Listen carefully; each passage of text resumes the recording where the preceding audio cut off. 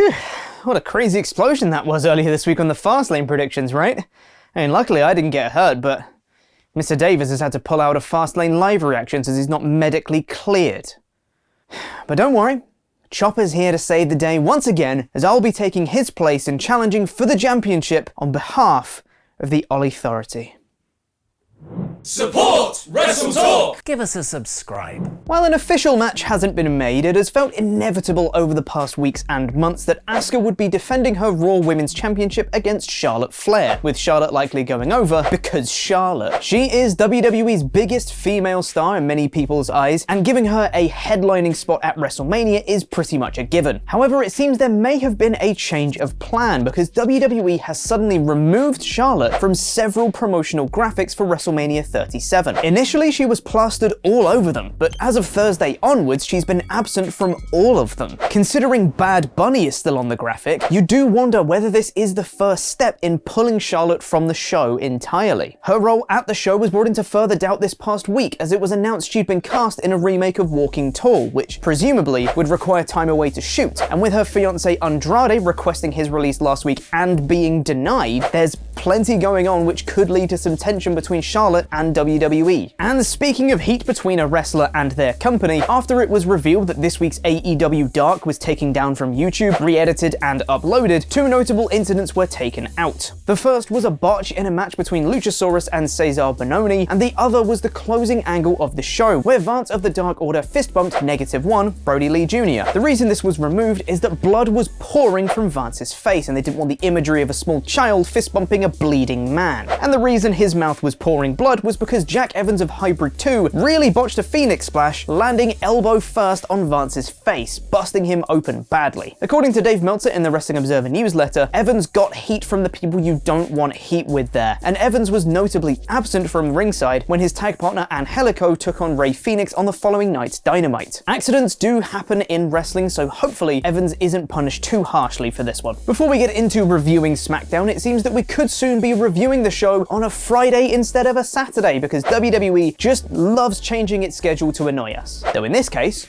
not working weekends would be nice. PW Insider has noted that a new 10-year rights deal for the NFL means Fox can no longer air games on a Thursday night from 2023 onwards. Statistics show that significantly more people watch TV on Thursdays than Fridays, so could WWE be interested in filling that empty Thursday spot with a certain blue-flavored wrestling brand? Now, this is just speculation as of right now, but we'll see if we're saying the same thing in 2 years' time. And now it's time for a review of last night's go-home episode of SmackDown in about 5 minutes. The show started with the SmackDown Women's Championship match between Sasha Banks and Nia Jax, after a quick promo between Banks and Belair in Gorilla to further their tension. Belair is upset that Banks accepted this match. I'm not sure how she did that, considering the match was announced about 10 seconds after Nia Jax had the idea last week. Regardless, the most positive thing about this segment, and about the show overall, was that Reginald wasn't there! Christ. Thank God. Instead, he was being treated to a spa day. Great. Cool, whatever keeps him off the show. The match itself starts off hot with Banks in dominant fashion, before Nia regains control for the majority. Shayna Baszler was, of course, watching from ringside. And then Bianca Belair came out. Ooh, what's gonna happen here? Is she gonna attempt to cost Sasha Banks the title? No, it went to an ad break. And then when it came back, she was, well, you know, watching from ringside. After some distraction shenanigans, Baszler got in the ring and accidentally kicked Jax, which allowed Banks to roll her up for the win. I say accidentally because either it was really poorly timed, or they're trying to indicate it might not have been an accident. I'm not quite sure which. Nia was upset with Shayna backstage later on, so Shayna said she's going to get a match with Bianca to make up for it. And later in the show we got that match, though it wasn't much of a match. Nia Jax was watching from ringside, and then out came Sasha Banks at the start of the match, but then she decided to not come out anymore, and then just went to the back. But why did you even come out in the first place? I am confusion. Nia Jax then decides she's had enough watching from ringside, and also just leaves. More tension between Jax and Baszler. Oh god, guys, I'm worried that Banks and Belair are gonna win at Fastlane. Natalya and Tamina come out and cause the DQ finish, and neither Banks or Jax make the save on their respective tag partners. It was fine. Does it make me more excited for Fastlane? Not really. Did it damage the build though? Not really. Seth Rollins came out and cut a great promo next. He seems to have gone up a gear in promo quality since his return, switching from comedic and annoying heel laughter to deadly serious staring down the camera. He says Cesaro is jealous of him, says he humiliated him, and calls him the biggest waste of potential in WWE history. Shinsuke Nakamura comes out to interrupt, and this is genuinely, no trace of sarcasm, probably the most Shinsuke Nakamura has looked since NXT. He came out full of charisma and weirdness, steals the mic from Rollins and simply says, "Shut up." The pair get into a brawl. Shinsuke baits Rollins back into the ring, "come on" style, after he rolls out and hits a Kinshasa to stand tall, setting up a Fastlane match between the two, which was then announced. I thought this was all great. I'm looking forward to the match, and it looks like we're going to be getting Cesaro versus Rollins at WrestleMania, which I'm all for. Book Shinsuke like this more.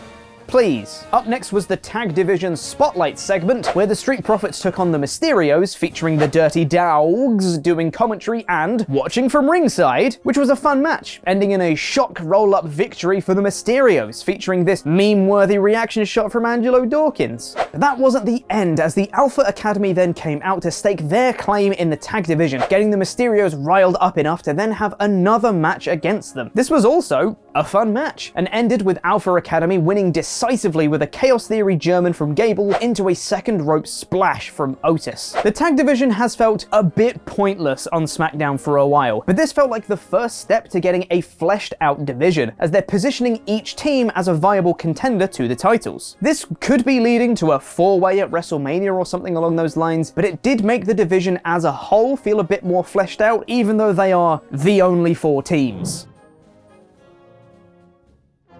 Backstage, Sami Zayn once again asked Kevin Owens to be part of his documentary, but Owens is still mulling it over. Zayn asks him to watch from ringside for his match later on, and if he can't spot anything suspicious, he'll drop the whole conspiracy stuff. And what came next absolutely blindsided me, as WWE did a video package for the Zayn vs Corbin match, but it anti-hyped the match intentionally. They called the match the least anticipated match in WWE history. The irritating force meets the unlikable object. And unfortunately, there must be a winner, but thankfully, there will be a loser. Guys, WWE just did comedy. And they did it well.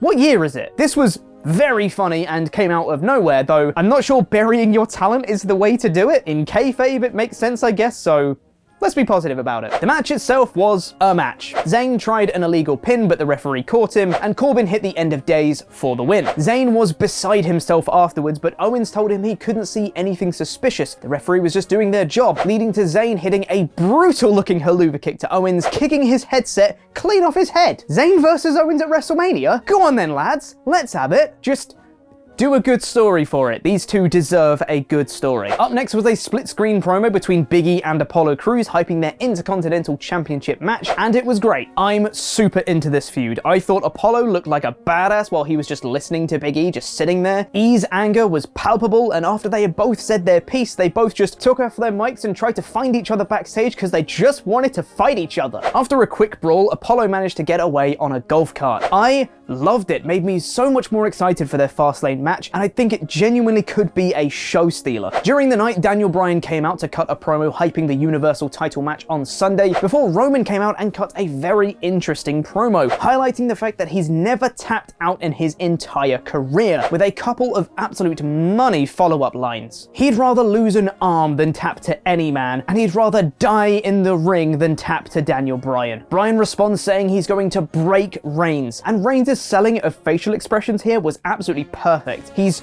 confident, but there's some doubt on his face. He's a very good actor. Throughout the night as well were hype videos pointing out the highlights of Edge on SmackDown, winning the tag titles with Hulk Hogan, cashing in his Money in the Bank on The Undertaker, and relinquishing the World Heavyweight Championship when he retired, all in the build to the main event of Edge versus Jey Uso, with the winner becoming the special ringside enforcer at Fastlane. Daniel Bryan was on commentary, and You know the rest. The match was top tier in terms of psychology. Every single move Jey Uso did was targeting Edge's ribs, and Edge targeted Jey's shoulder. They told a great story, and Jey came so close to winning, hitting a super kick and a splash, but thanks to the injured shoulder, he couldn't roll over Edge fast enough, giving him enough time to recover and kick out at 2. Edge managed to come back, hit a spear from out of nowhere, and fall on top of Jey for the win. But no time to celebrate. Reigns came out and hit a spear on Edge and Daniel Bryan to stand tall to end the show. So that was the show. Let me know what you thought in the comments, because I'll be replying to people from out of nowhere. And don't forget to vote on our poll on a poll match on our community tab, where over 60% of you voted for Reginald wasn't there. I thought this was a very effective go-home show, making me more excited for Fastlane and making me more excited for WrestleMania by proxy. I'm more into Reigns versus Bryan, Rollins versus Nakamura, and Big E versus Cruz, and the women's stuff was